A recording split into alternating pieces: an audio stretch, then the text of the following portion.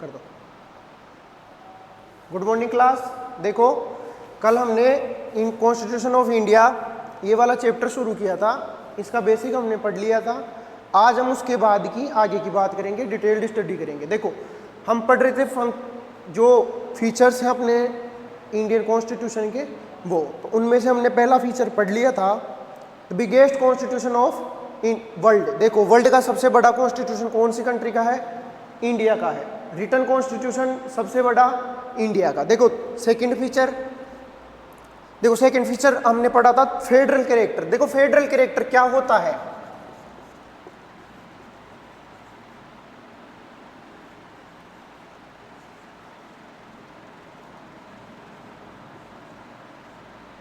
देखो federal character, देखो federal को आप इस वर्ड का मीनिंग ये है जॉइंट, है ना। साथ में देखो कॉन्स्टिट्यूशन जब भी बनता है तो उसमें गवर्नमेंट में जो गवर्नमेंट के ऑर्गन्स है लेजिस्लेटिव और एग्जीक्यूटिव के बीच का जो रिलेशन होता है उसके अकॉर्डिंग ये कैरेक्टर डिसाइड होता है कि फेडरल है या फिर ये पार्लियामेंट्री फॉर्म है। इंडिया में देखा जाए तो फेडरल और पार्लियामेंट्री दोनों कैरेक्टर मिलते हैं, लेकिन अगर कॉन्स्टिट्यूशन की बात हम करते हैं तब फेडरल कैरेक्टर ही आएगा।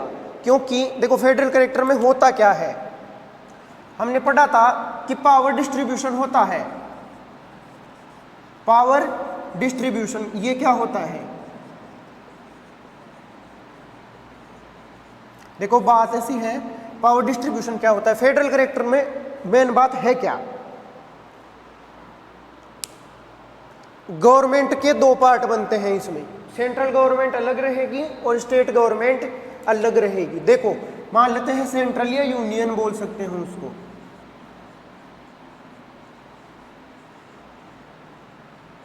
दूसरी रहेगी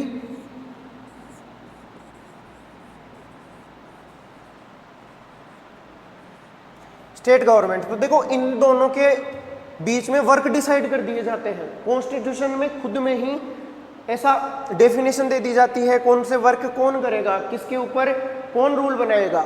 अब देखो होता क्या है, वैसे पावर डिस्ट्रीब्यूशन जब भी करना हो तो इनके वर्क जब पावर डिसाइड हो जाएंगे तो वर्क भी उसी के साथ डिसाइड हो जाएंगे। अब जब पावर डिस्ट्रीब्यूशन करना होगा तो सब कुछ रिटर्न में होता है।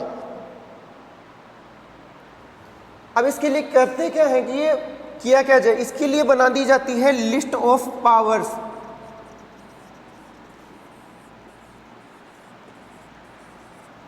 लिस्ट ऑफ पावर्स, देखो ये powers list of powers India में भी बनाई गई है। 3 लिस्ट बनाई गई है ना। 3 लिस्ट बना दी गई है जिनमें ये पूरी तरह से क्लियर कर दिया गया है कौन सा वर्क किसका है, कौन सी टॉपिक पे कौन रूल बनाएगा, कौन उसमें वर्क करेगा, कौन उसको चेंज करेगा। देखो होता क्या है, फेडरल कैरेक्टर ये डिसाइड कैसे होता है, तो देखो सुन लो।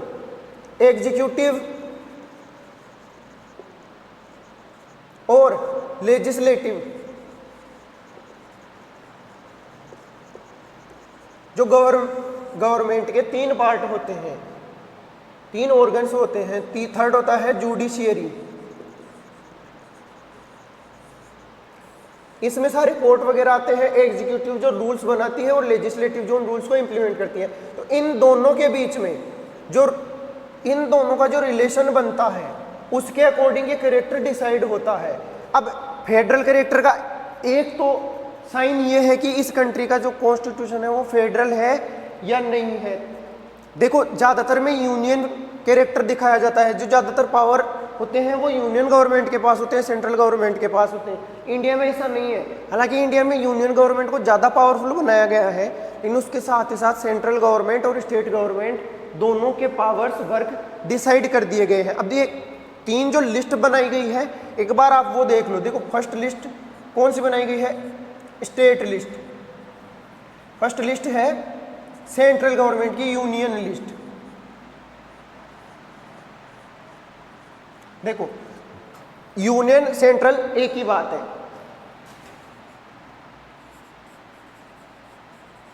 स्टेट लिस्ट और थर्ड है कॉमन लिस्ट भी बोलते हैं इसको, और कॉन्करेंट लिस्ट भी बोलते हैं।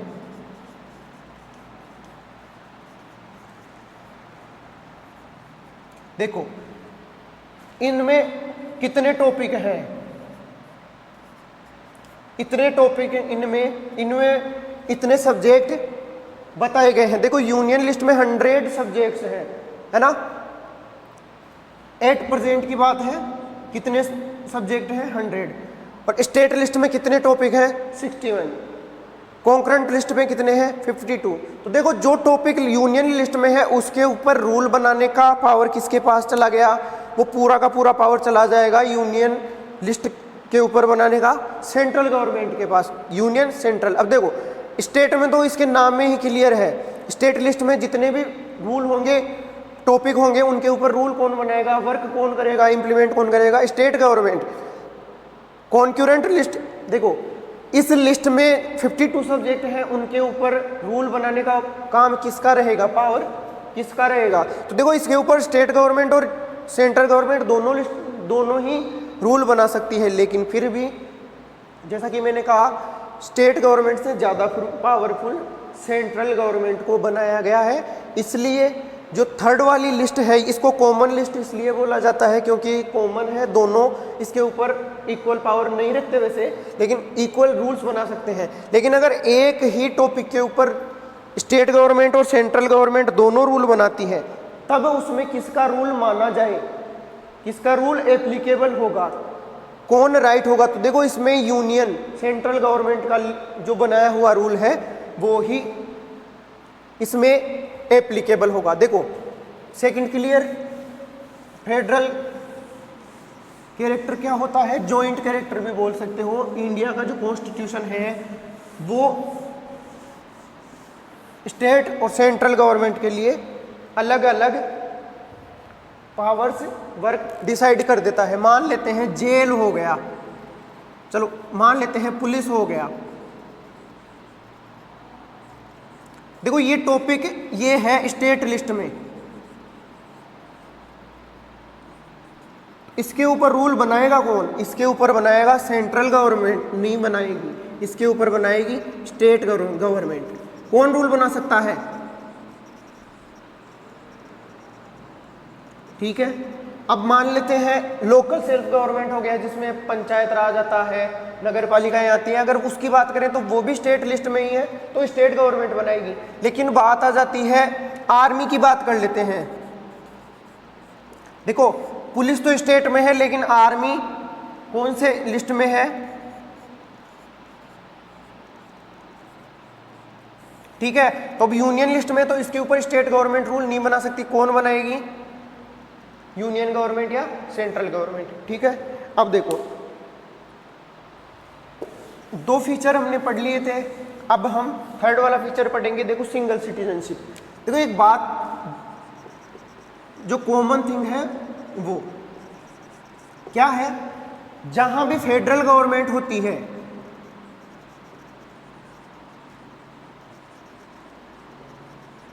Single citizenship. अब देखो बात आती है फेडरल गवर्नमेंट की, यहां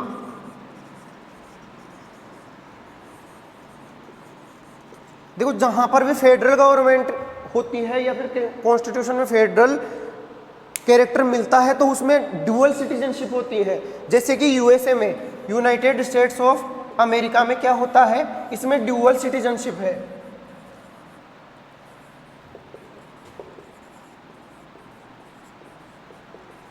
देखो होता क्या है ड्यूअल सिटीजनशिप।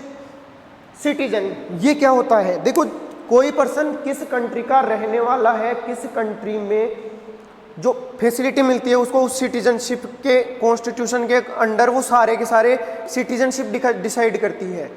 अगर किसी कंट्री में रहने वाला पर्सन उस कंट्री की सिटीजनशिप रखता है तो उसको कॉन्स्टिट्यूशन कुछ जो ज़्यादातर पावर्स है कॉन्स्टिट्यूशन जो देता है, फैसिलिटी देता है, वो सिटीजन्स को ही देता है। दूसरी कंट्री से आने वाले, फॉरेन से आने वाले ट्रेवलर्स को वो फैसिलिटी नहीं मिलती है। देखो सिंगल सिटीजनशिप इंडिया में अगर किसी पर्सन से सिटीजनशिप पूछ जाए कि आपकी सिटीजनशिप क्या है, तो उसकी सिटीजनशिप होगी Indian.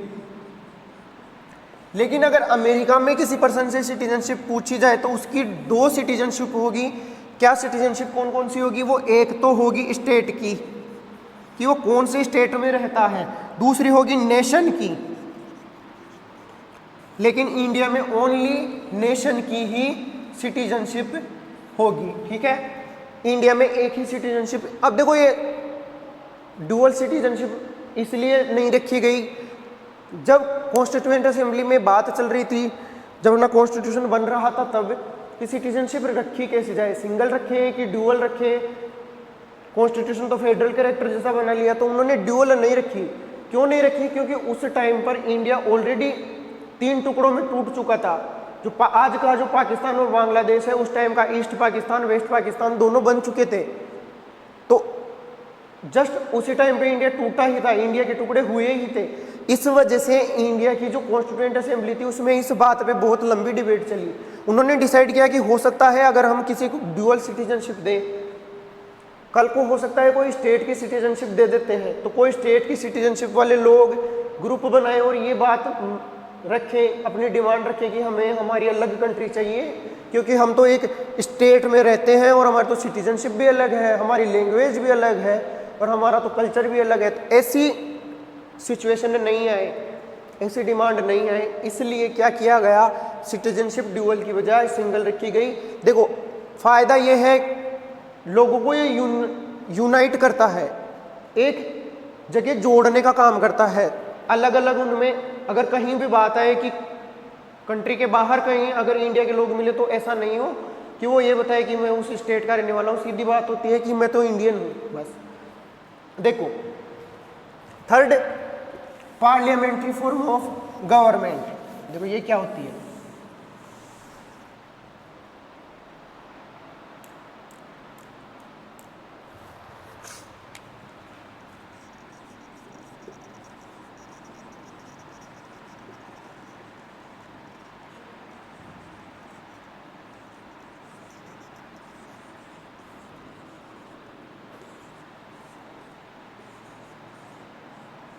Parliamentary form of government. देखो ये भी डिसाइड किसके बेस पे होती है, जो लेजिस्लेटिव और एग्जीक्यूटिव है उसी के बेस पे। लेकिन इसको हम ऐसे भी बोल सकते हैं, जो काउंसिल ऑफ मिनिस्टर्स है, काउंसिल ऑफ मिनिस्टर है,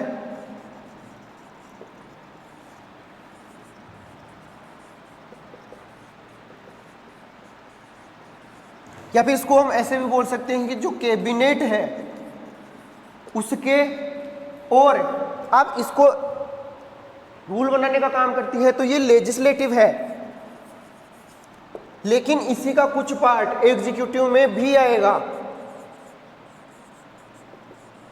कुछ मिनिस्टर्स ऐसे होते हैं जो उन वर्क को इंप्लीमेंट करवाने का काम भी करते हैं, तो इन दोनों के जो बीच में रिलेशन होता है उसी के अकॉर्डिंग होती है। देखो बात इसमें ऐसी होती है,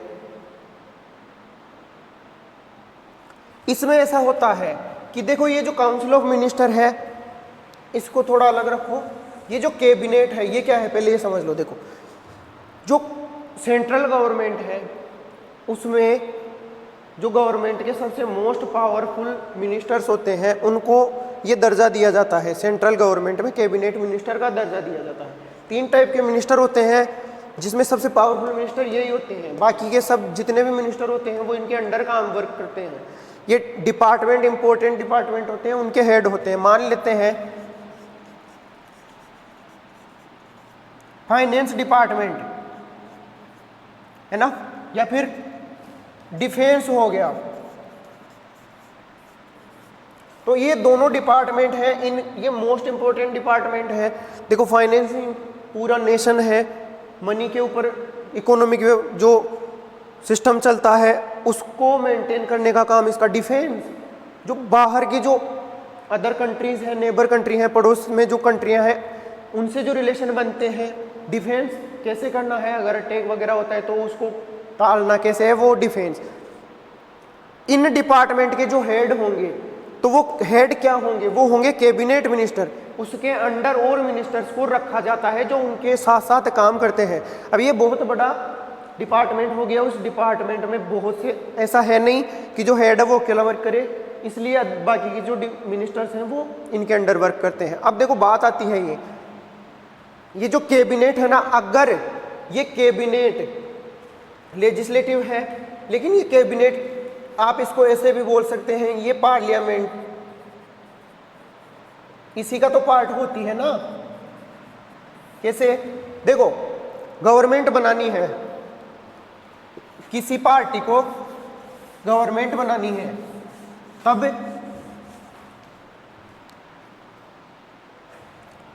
देखो मान लेते हैं लोकसभा,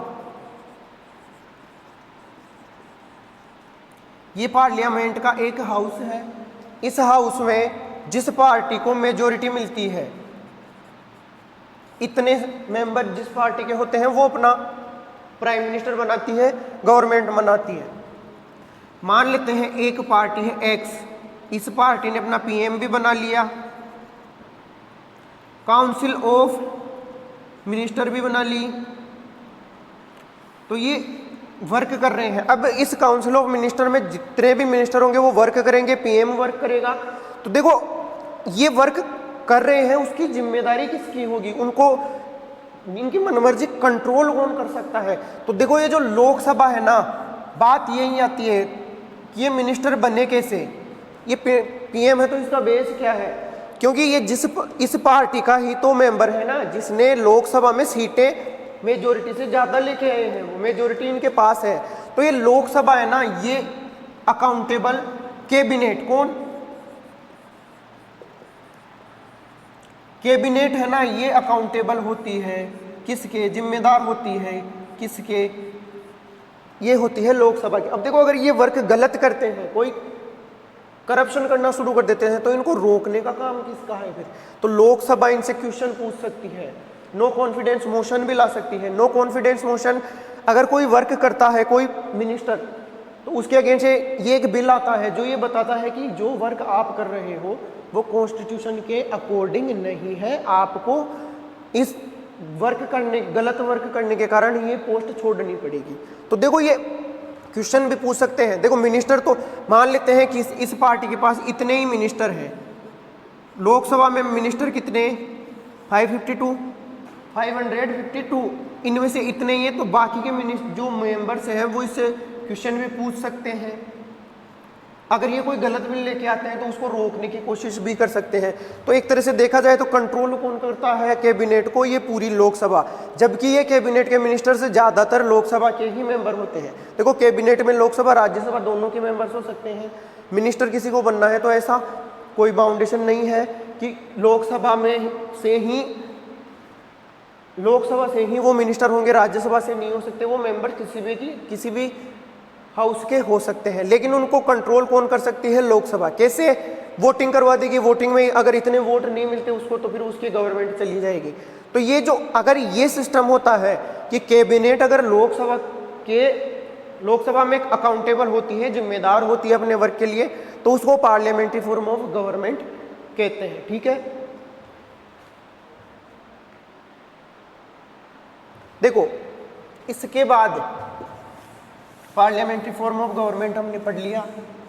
हमने पहले पढ़ा था कि 3 ऑर्गन्स होते हैं, अब उसमें थर्ड वाली आती है जुडिशियरी। तो देखो उसके बारे में एक अपने कॉन्स्टिट्यूशन में बहुत यूनिक फीचर वो अपना कॉन्स्टिट्यूशन रखता है, इंडिपेंडेंट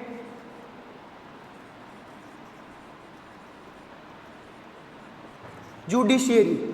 देखो ये क्या है ना, ये क्या है और इसकी मीनिंग क्या है? देखो ध्यान दो। देखो हमने ध्यान दिया कि लेजिस्लेटिव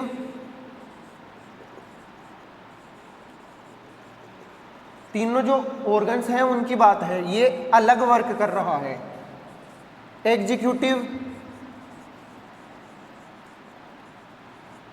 ये अलग वर्क कर रहा है, लेकिन हमने अभी ये भी पढ़ा है कि कुछ मेंबर्स ऐसे होते हैं जो लेजिस्लेटिव और एग्जीक्यूटिव दोनों के पार्ट होते हैं। तो एक तरह से देखा जाए तो ये दोनों अलग अलग नहीं है, इनका कुछ पार्ट मैच करता है। इसके बाद में आती है जुडिशियरी। देखो जुडिशियरी, अब ये दोनों वर्क कर रहे हैं, जुडिशियरी को इंडिपेंडेंट रखा हुआ है। इन दोनों का कोई भी मेंबर जुडिशियरी का कभी भी पार्ट नहीं बनता।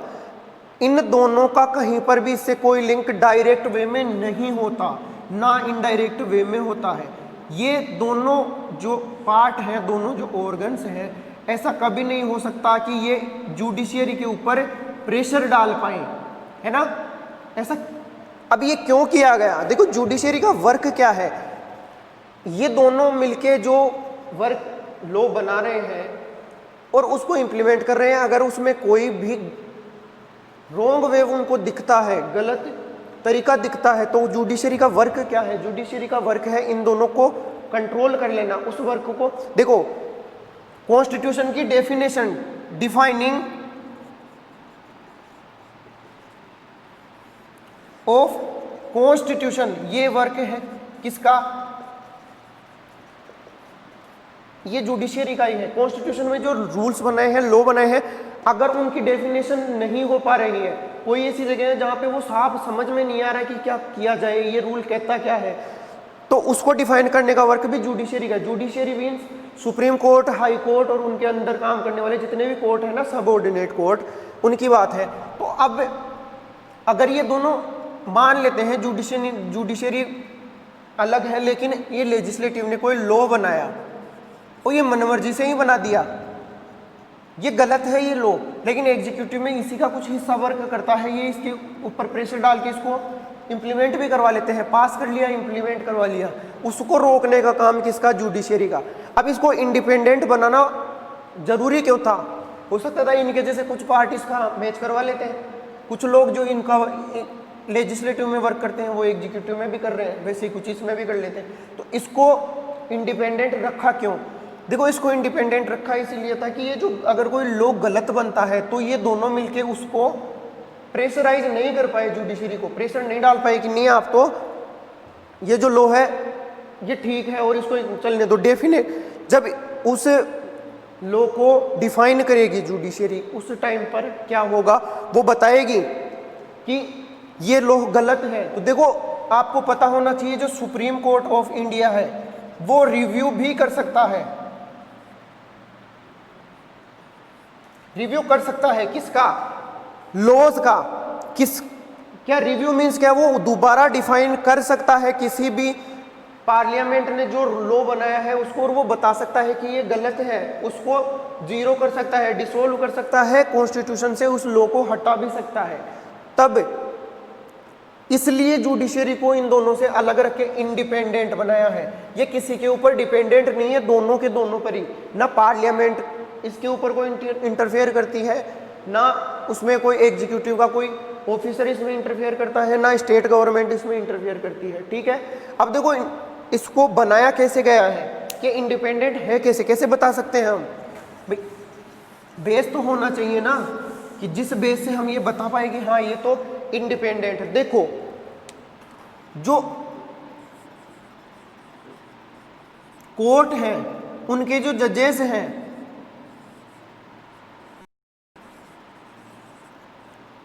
उनको किस कोर्ट में कौन सा जज वर्क करेगा ये डिसाइड करने में पार्लियामेंट का कोई रोल नहीं है। देखो सुप्रीम कोर्ट इसमें जो भी जज बनते हैं वो बनते हैं सीनियरिटी से। जो सीनियर मोस्ट जज होगा वो सबसे ज्यादा सीनियर है, वो इसका चीफ जज बन जाएगा। जिस सुप्रीम कोर्ट का सीजेआई बोलते हैं, चीफ जज ऑफ इंडिया, है ना, सीजेआई भी बोला जाता है उसे, है ना। अब वो जो सीजेआई होते हैं, चीफ जज हैं, वो अपने अंडर वर्क करने वाले जजेस डिसाइड करते हैं। हाई कोर्ट में वर्क करने वाले जजेस भी डिसाइड किए जाते हैं, है ना। तो कोर्ट खुद करता है ये वर्क, ठीक है। लेजिस्लेटिव और जो एग्जीक्यूटिव का इसमें कहीं कोई रोल नहीं है, ठीक है। पार्लियामेंट का कोई रोल नहीं है। अब हाई कोर्ट सुप्रीम कोर्ट दोनों, इन दोनों को फिर ये हो जाएगी इनको हटाने का प्रेशर डाल दे कि आपको हटा दिया जाएगा, तो इन जजेस को हटाने का प्रोसेस इतना हार्ड रखा गया है। इम्पीचमेंट मोशन के नाम से अलग से बिल लाना पड़ता है और उस बिल को पास करवाना बहुत हार्ड होता है। उसकी मेजोरिटी दोनों हाउस में स्पेशल मेजोरिटी चाहिए होती है, उस मेजोरिटी की वजह से उनको हटा नहीं सकते आसानी से। देखो इस बेस पे हम कह सकते हैं कि जो कोर्ट है उनके जजेस हैं वो पूरी तरह से किसी भी प्रेशर से फ्री है। अब देखो बात आती है इनके ऊपर प्रेशर डाल दिया जाए कि आपकी सैलरी कम कर दी जाए, तो देखो supreme court, high court, subordinate courts के जजेस की सैलरी कभी भी कम नहीं की जाएगी। पार्लियामेंट उनमें बढ़ा सकती है लेकिन कम नहीं कर सकती। केवल अगर फाइनेंशियल इमरजेंसी की सिचुएशन आती है तब की बात अलग होती है। ध्यान देने वाली बात यह है कि इंडिया में अभी तक एक बार भी फाइनेंशियल इमरजेंसी की सिचुएशन नहीं आई है, ठीक है। इस तरह से हम कह सकते हैं कि जुडिशरी इंडिपेंडेंट है। अब देखो, मान लेते हैं कोई मिनिस्टर है, ये मिनिस्टर कोई क्राइम कर देता है, तो इस मिनिस्टर के अगेंस्ट केस कहाँ चलेगा? कोर्ट में। अब अगर ये मिनिस्टर तो लेजिस्लेटिव और एग्जीक्यूटिव दोनों के ऊपर प्रेशर डाल सकता है। लेजिस्लेटिव का तो पार्ट ही है ये, एग्जीक्यूटिव में जिस पार्टी से ये काम वर्क कर रहा है, हो सकता है उस पार्टी के कुछ लोग एग्जीक्यूटिव के अंडर भी आते हों। तो ये क्या कर सकता है, अगर ये जुडिशरी इंडिपेंडेंट नहीं होती तो ये कोई ना कोई प्रेशर डाल के उस क्राइम का जो केस है उससे फ्री होके निकल जाता। लेकिन अब इंडिपेंडेंट है, सुप्रीम कोर्ट हो, हाई कोर्ट हो, सबऑर्डिनेट कोर्ट हो, तो ये उनके ऊपर क्या नहीं डाल सकता, प्रेशर नहीं डाल सकता। उस केस का ट्रायल ठीक तरीके से हो सकता है बिना किसी प्रेशर के। इसलिए जुडिशरी को पूरी तरह से इन दोनों से फ्री रखा गया है। अब देखो, इसके बाद में आता है नेक्स्ट है right to vote for adult. देखो,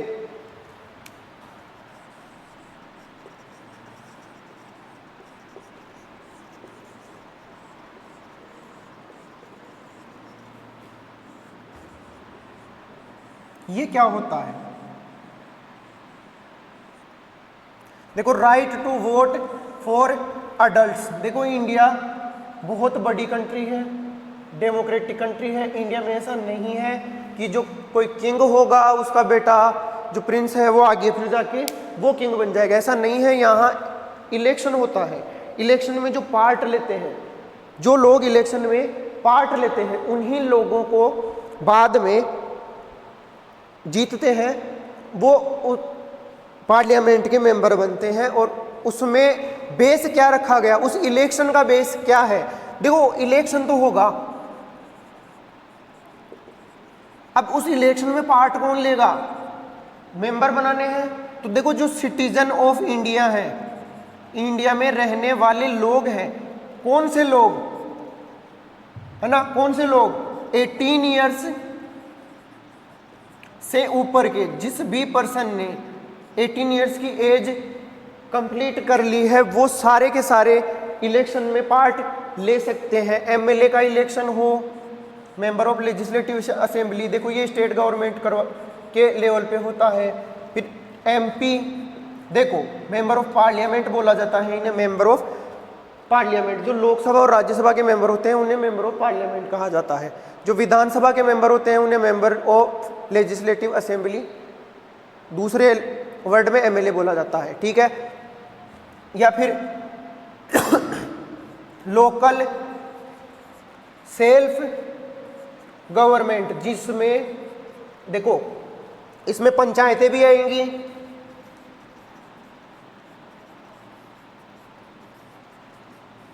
और इसी में नगर पालिकाएं भी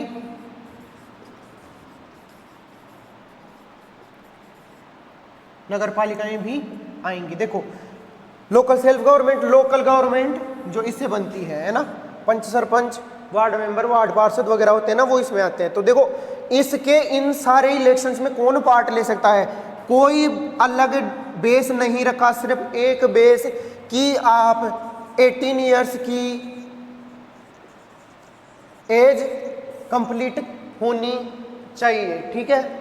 इसको बोलते हैं अडल्ट वोटिंग फ्रेंचाइजी, इंडिया में रखा गया है। देखो, अब यही क्यों रखा गया, इसमें और भी कोई बेस रखा जा सकता है, जैसे एजुकेशन, कि कोई पर्सन इतना एजुकेटेड होगा तो वोट दे सकता है।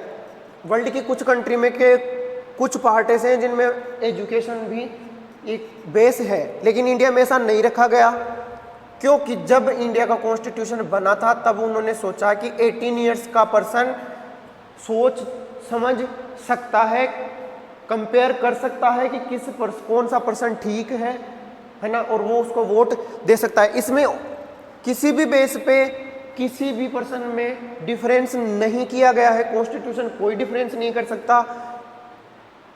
इसमें कोई ऐसा बेस नहीं रखा गया कि आप अगर किसी कास्ट से बिलोंग करते हो तो आप वोट नहीं कर सकते, सब कास्ट का कोई बेस नहीं रखा गया। नहीं रिलीजन रखा गया कि आप किसी रिलीजन स्पेसिफाई से बिलोंग करते हैं तो आप वोट कर सकते हैं या नहीं कर सकते। सिर्फ एक बेस रखा गया कि आप 18 ईयर्स कंप्लीट कर चुके हो तो आप वोट कर सकते हो, ठीक है। इसके बाद है फंडामेंटल राइट्स। देखो important fundamental rights, basic rights भी बोलते हैं इन्हें।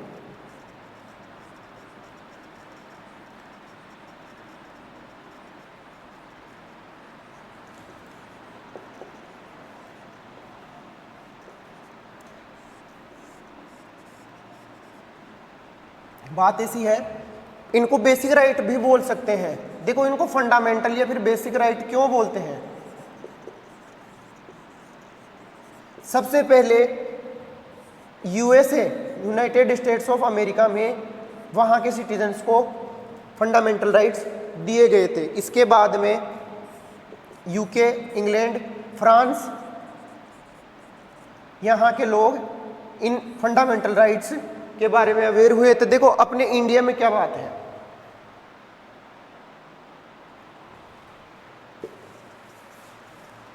देखो ये जो अपने कॉन्स्टिट्यूशन का पार्ट 3 है,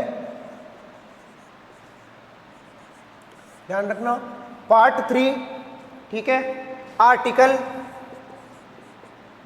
12 से लेके 35 यहाँ तक इंडिया में फंडामेंटल राइट्स दिए हुए हैं। इनकी कैटेगरी अगर पूछा जाए इंडिया के सिटीजन्स को कितने फंडामेंटल राइट्स हैं, प्रेजेंट टाइम में इंडिया के सिटीजन्स को 6 फंडामेंटल राइट्स दिए हुए हैं। कितने फंडामेंटल राइट्स हैं? इंडिया का एक सिटीजन कितने फंडामेंटल राइट्स, कितने टाइप के फंडामेंटल राइट्स यूज करता है? 6, ठीक है। देखो पार्ट 3 आर्टिकल 12 से लेकर 35 तक आगे फंडामेंटल राइट का जो टॉपिक आएगा उसमें डीप स्टडी करेंगे। देखो इनको फंडामेंटल क्यों कहा गया है, बेसिक क्यों कहा गया है? ये बेस है, किसका बेस है? ये बेस है लाइफ का, उस कंट्री में रहने वाले, उस कंडीशन में रहने वाले लोगों के लाइफ का बेस है। ये जो राइट है, ये फंडामेंटल राइट जो दिए हुए हैं 6, ये जरूरी है, इंपॉर्टेंट है। इनके बिना लाइफ को ठीक सिस्टम से चलाना पॉसिबल ही नहीं है। इसलिए इनको बेसिक राइट भी कहा गया है, फंडामेंटल राइट भी कहा गया है, ठीक है। अभी जब इनकी डिटेल स्टडी करेंगे उसमें बाकी चीजें पढ़ेंगे। देखो इसके बाद में आता है डीपीएसपी। देखो एक बात, ये जो फंडामेंटल राइट्स हैं ये तो है सिटीजन के लिए, ठीक है, जो आपके और मेरे जैसे लोग हैं उनके लिए है।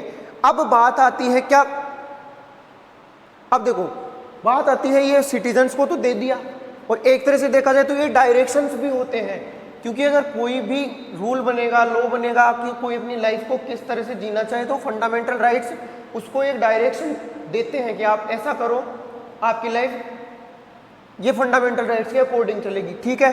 तो ये एक तरह से डायरेक्शन भी है, लेकिन ये किसके लिए है?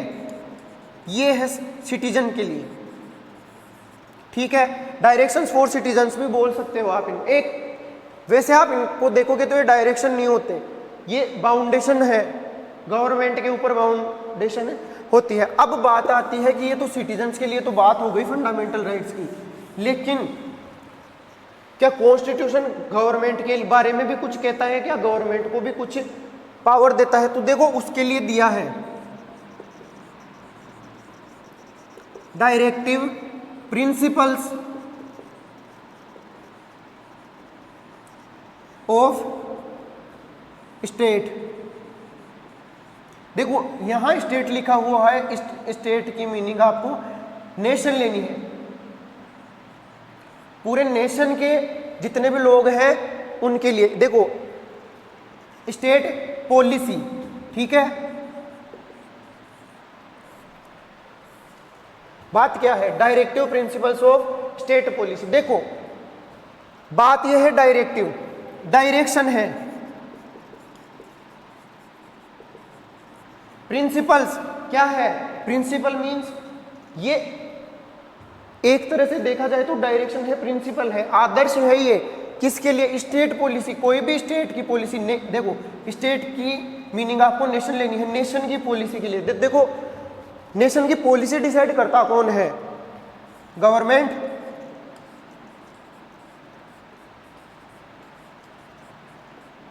क्वेश्चन है who is the policy maker of nation? Who is the policy maker of a nation? तो देखो पॉलिसी मेकर कौन है? स्टेट हो या फिर नेशन हो, तो देखो पॉलिसी मेकर तो गवर्नमेंट है। तो ये डायरेक्शन किसके लिए दिए हुए हैं? ये डायरेक्शन दिए हुए हैं गवर्नमेंट के लिए, ठीक है।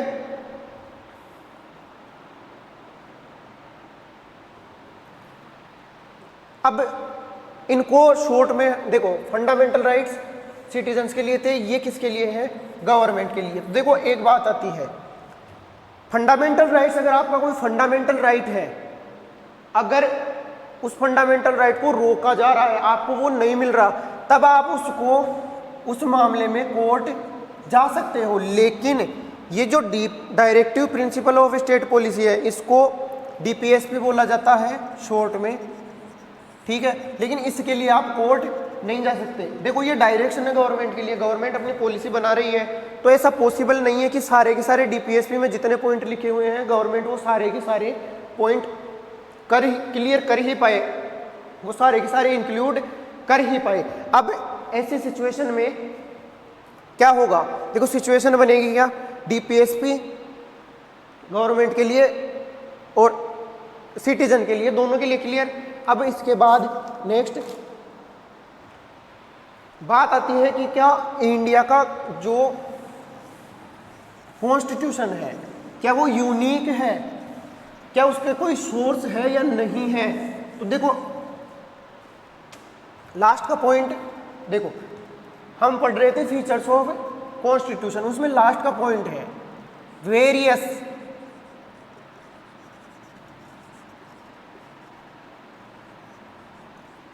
Sources of constitution.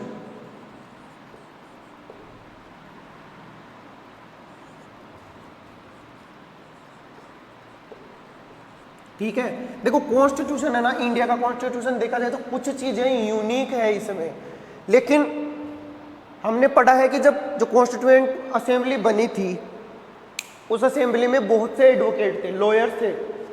अब उन्होंने दूसरी कंट्री के जो ऑलरेडी कॉन्स्टिट्यूशन बने हुए थे, उन कॉन्स्टिट्यूशन की डीप स्टडी की, तो उनमें से वो टॉपिक, वो रूल्स जो इंडिया में एज इट इज एप्लीकेबल हो सकते हैं, वो वहाँ से उठा लिए।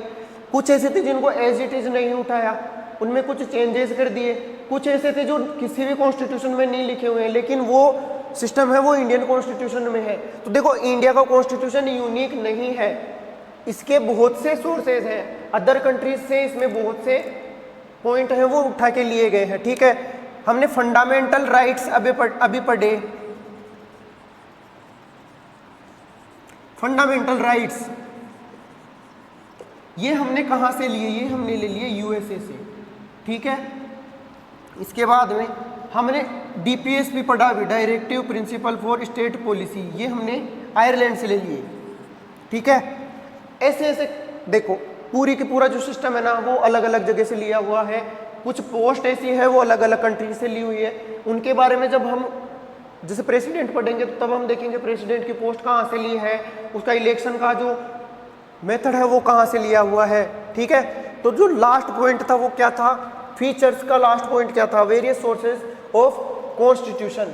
कॉन्स्टिट्यूशन ऐसा नहीं है कि अपने आप बन गया था या फिर कॉन्स्टिट्यूएंट असेंबली ने खुद ने ही अपनी मन से ये कॉन्स्टिट्यूशन का निर्माण कर दिया था, इसको बना दिया था, ऐसा नहीं था। इसके बहुत से सोर्सेज थे जहाँ से लिया गया था। देखो इसके बाद में हम पढ़ेंगे बहुत इंपॉर्टेंट टॉपिक क्लास 9th का, जिसमें से लॉन्ग टाइप क्वेश्चन बनने के चांसेस हमेशा होते हैं और शॉर्ट टाइप क्वेश्चन भी बनने के चांसेस होते हैं। देखो फंडामेंटल राइट्स अभी हमने ब्रीफ स्टडी कर ली, क्या फंडामेंटल राइट्स होते क्या हैं।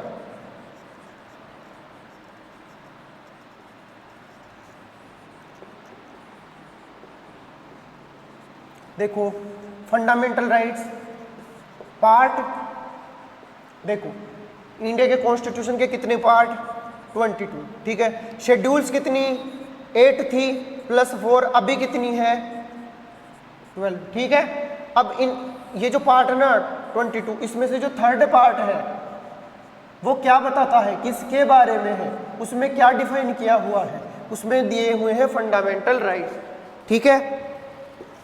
कौन से आर्टिकल से कहां तक है, तो देखो आर्टिकल 12 से लेके 35 तक फंडामेंटल राइट्स हैं। जस्ट इसके बाद में पार्ट 4 आएगा, उसमें डीपीएसपी आ जाएंगे, directive principles of state policy 36 इससे लेके 51 तक चला जाएगा, ठीक है। देखो अभी हम स्टडी करेंगे किसके बारे में, फंडामेंटल राइट के बारे में। तो देखो जब भी फंडामेंटल राइट्स पढ़े जाते हैं तो इसकी कैटेगरी वाइज इसके प्रेजेंट टाइम में इंडियन सिटीजन्स को 6 फंडामेंटल राइट्स मिले हुए हैं। इससे पहले +1 एक इनमें से हटा दिया गया है, आर्टिकल 31 राइट ऑफ प्रॉपर्टी, इसको हटा दिया गया है, आगे पढ़ेंगे इसके बारे में भी। तो जब कॉन्स्टिट्यूशन बनाया हुआ था तब कितने थे 7, अभी कितने हैं 6, एक हट गया है, कौन सा रिमूव हुआ है, आर्टिकल 31, ठीक है। अब देखो 6 है, ये सारी चीजें क्लियर हो गई। आर्टिकल 12 से पढ़ना शुरू कर देते हैं। तो देखो आर्टिकल 12 और 13 है ना, ये कैटेगरी में नहीं आते। देखो ये आर्टिकल 12 और 3 किसके बारे में बताते हैं, ये डिफाइन करते हैं स्टेट के बारे में, है ना। फंडामेंटल राइट्स के पहले है ये आर्टिकल 12 और 13 काउंटी फंडामेंटल राइट्स में ही होते हैं, पार्ट 3 में ही है स्टेट। और लो देखो इसमें डेफिनेशन दी हुई है स्टेट की। स्टेट मीन्स आप नेशन समझ सकते हैं, पॉलिटिकल साइंस में स्टेट नेशन के लिए यूज किया जाता है, ठीक है। इसमें है डेफिनेशन ऑफ लॉ, लॉ क्या होता है ना, उसकी डीप डेफिनेशन है पॉलिटिकल साइंस के अकॉर्डिंग। तो देखो आर्टिकल 12 और 13 में से कभी क्वेश्चन नहीं बनता, है ना। आपको आर्टिकल 14 से शुरू करना है। देखो सबसे पहला fundamental right, first fundamental right, right to equality. देखो राइट टू इक्वलिटी, इसका आर्टिकल 14 से 18, टोटल कितने हैं इसमें 5 आर्टिकल, ठीक है। देखो ये अलग है, ये क्लास, अगर उनको क्लासिफिकेशन के अकॉर्डिंग में फंडामेंटल राइट्स को टाइप के मैं फंडामेंटल राइट्स की टाइप पूछूं तब 6 टाइप है, ये इसमें आर्टिकल है 5, ठीक है, कंफ्यूज नहीं होना। आर्टिकल 14 से लेके 18 तक। देखो ये क्या है, इंडियन कॉन्स्टिट्यूशन के 2 सबसे मोस्ट इंपॉर्टेंट फंडामेंटल राइट हैं। एक है आर्टिकल 21 आएगा आगे, जो बताएगा जीवन जीने का अधिकार देता है, life, fundamental right of life, मैं अपनी लाइफ कैसे जीऊंगा वो। उसके बाद में जो second most important fundamental right है वो यही है। देखो ये क्या कहता है, इसके नाम में ही इसकी पूरी की पूरी डेफिनेशन क्लियर है, राइट टू इक्वलिटी। ये लोगों को इक्वल बनाता है। क्या कहता है कि इंडियन कॉन्स्टिट्यूशन जो है वो सब लोगों को इक्वल मानता है, किसी भी बेस पर। वो बेस क्या हो सकता है, कास्ट हो सकता है,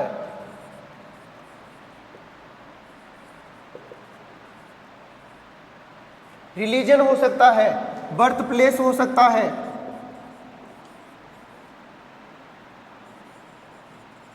बर्थ प्लेस हो सकता है, रिलीजन हो सकता है, रीस हो सकता है।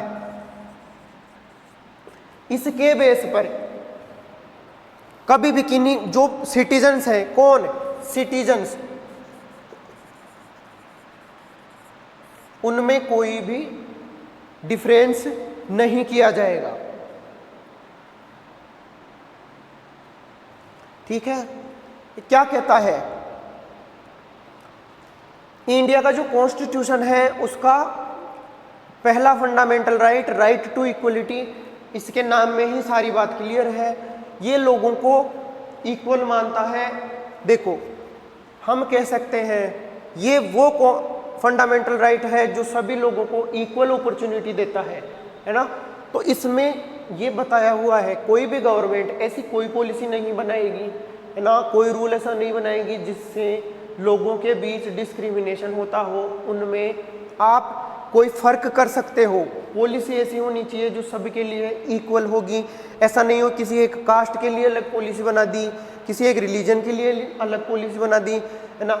कलर के अकॉर्डिंग, रेस मीन्स कलर के अकॉर्डिंग, आप गोरा काला नहीं कर सकते, है ना, या बर्थ प्लेस आप ऐसा नहीं कर सकते कि जो नेशनल गवर्नमेंट है ऐसा नहीं कर सकती। नेशनल गवर्नमेंट चाहे कि मैं पूरी कंट्री के कुछ लोग, एक बर्थ प्लेस है अगर वहाँ उनका जन्म हुआ है, बर्थ हुआ है, तो उनके लिए अलग रूल बना दें, बाकी के लिए अलग रूल बना दें, वो पॉसिबल नहीं है। ऐसी कोई पॉलिसी नहीं बन सकती, ठीक है।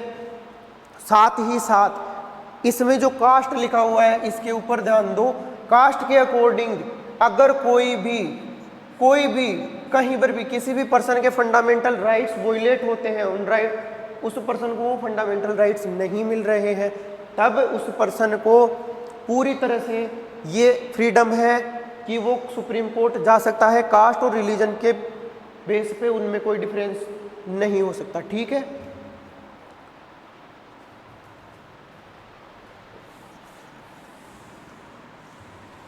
Next second, right to freedom या फिर लिबर्टी। देखो राइट टू फ्रीडम और लिबर्टी दोनों एक ही मीनिंग है वर्ड के। ये है 19 से 22 तक के लिए, ठीक है। देखो राइट टू फ्रीडम है ना, फ्रीडम देता है लोगों को, छूट देता है, फ्री करता है उनको कुछ वर्क करने के लिए। कौन कौन से वर्क है? तो इंडिया का कॉन्स्टिट्यूशन देखो, ये आर्टिकल 19 से लेके 22 तक है। देखो इसमें जो आर्टिकल 19 है उसमें 5 फ्रीडम अलग से दी हुई है, ठीक है। अब देखो क्या कहता है आर्टिकल 19 से लेके 22 तक का।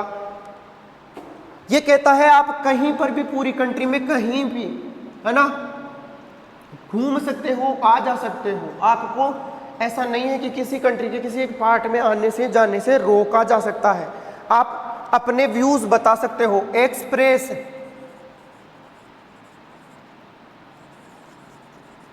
Your view.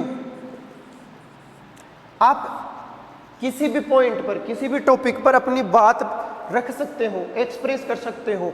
लेकिन देखो इसके ऊपर एक बाउंडेशन लगाई हुई है कि वो है आपके जो व्यू है, आपकी जो वर्ड है, वो किसी के सेंटिमेंट हर्ट नहीं करने चाहिए, ठीक है। दूसरा क्या है? मेकिंग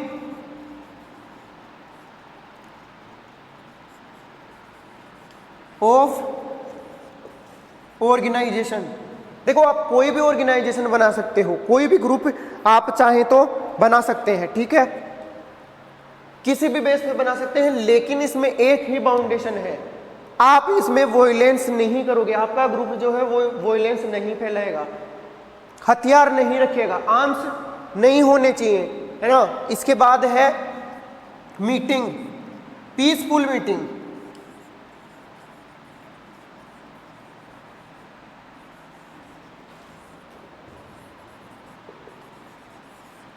आप पीसफुली मीटिंग कर सकते हो, लेकिन इसके ऊपर गवर्नमेंट कुछ, अगर गवर्नमेंट को लगता है कि सिस्टम ठीक नहीं चल रहा, ये मीटिंग नहीं होनी चाहिए, इस मीटिंग की वजह से कोई ना कोई डिस्प्यूट हो सकता है सिटीजन्स में, तो वो इस मीटिंग को रोक सकती है, ठीक है।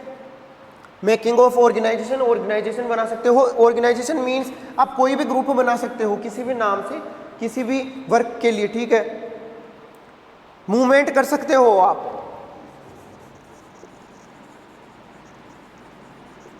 पूरी कंट्री में एक जगह से दूसरी जगह कहीं भी जा सकते हो, आपको रोका नहीं जाएगा। हाँ, इसमें बाउंडेशन देखो, ये जो राइट टू फ्रीडम है उसमें सिर्फ 1-2 बाउंडेशन है। इसमें बाउंडेशन लगती है कि जो अपनी जो सोशल लाइफ है, उसका जो सिस्टम है, उसके ऊपर इफेक्ट नहीं करनी चाहिए, तब तक आपको फ्रीडम है। अगर आपके वर्क दूसरे लोगों की फ्रीडम में, देखो फ्रीडम एक सिटीजन से दूसरे सिटीजन के जो फ्रीडम होती है वो आपस में रिलेट करती है। वो क्या होती है सुनो, एक पर्सन है एक्स और एक पर्सन है वाई, तो इस पर्सन की जो फ्रीडम है वो तब तक ठीक है, इसकी लिमिट कहाँ तक है, जब तक ये इसकी फ्रीडम को वॉयलेट नहीं करे। एक पर्सन जो वर्क कर रहा है, इसके वर्क दूसरे पर्सन के वर्क को इफेक्ट नहीं करे।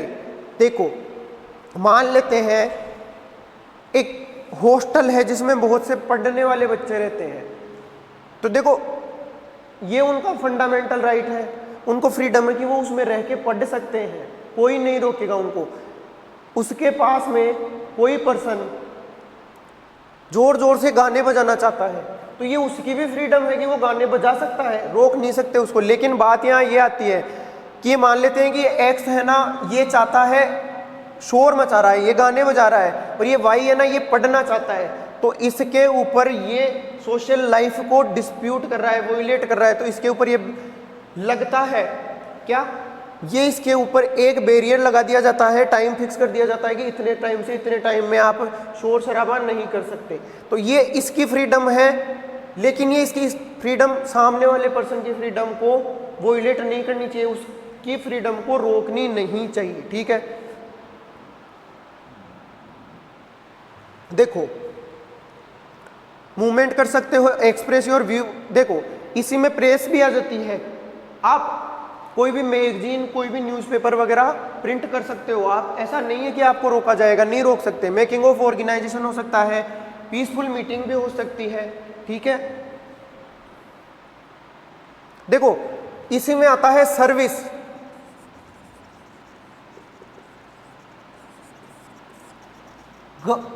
सेंट्रल और स्टेट गवर्नमेंट के अंडर जितनी भी सर्विसेज होंगी, अगर उनके लिए कोई भी नोटिफिकेशन निकलता है तो उसमें लोगों में कोई डिफरेंस नहीं किया जाएगा, उसके लिए सभी अप्लाई कर सकते हैं, सभी लोग एप्लीकेबल हैं, उनको रोका नहीं जाएगा, कोई भी उनके ऊपर बैरियर नहीं लगाया जाएगा। देखो राइट टू प्रोफेशन भी इसी में आता है। देखो right to right to profession, देखो राइट टू प्रोफेशन क्या कहता है, आप कोई भी वर्क कर सकते हो, और इस ये राइट टू जॉब भी यही है, राइट टू जॉब भी यही है। देखो जॉब आप कोई भी कर सकते हो, बात यही आती है कि पूरी फंडामेंटल राइट्स जिसमें राइट टू फ्रीडम दिया हुआ है, राइट टू फ्रीडम में उसके ऊपर कुछ ना कुछ बाउंडेशन लगते हैं। देखो एक पर्सन ये चाहता है कि मेरा जॉब है, जंगल से लकड़ियां काट काट के बेचना मेरा जॉब है, तो वो जॉब कर सकता है, लेकिन उसके ऊपर बाउंडेशन लगाई जा सकती है कि आप ये वर्क तो कर सकते हो, लेकिन इस वर्क में बाउंडेशन क्या लगेगी कि आप पेड़ों को नहीं काट सकते, क्योंकि ये जो सोशल लाइफ है, सोशल लाइफ को इफेक्ट करता है ये, इसलिए इसके ऊपर ये बाउंडेशन लगा दी जाती है।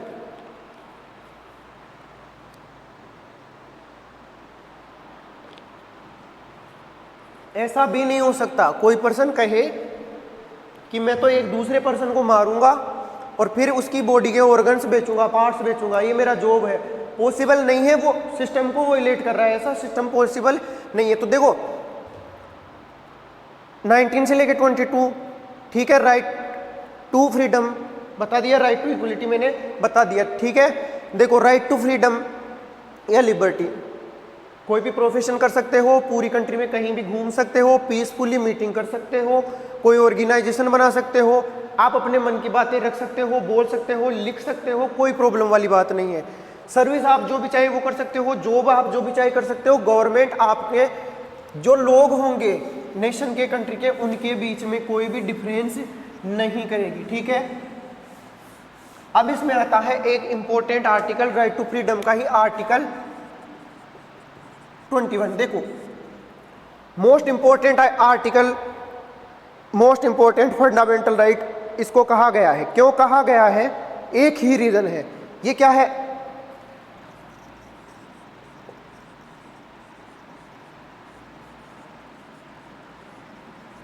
राइट टू लाइफ, जीवन जीने का, लाइफ को चलाने का। मेरे ह्यूमन बीइंग होने का, लिविंग होने का क्या कोई फंडामेंटल राइट है? हाँ है।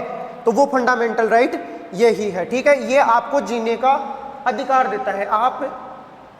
आपके ऊपर कोई भी बाउंडेशन नहीं होगी कि आपकी लाइफ को डेंजर में डाला जाएगा। ये इकलौता ऐसा राइट है जिसको इमरजेंसी में भी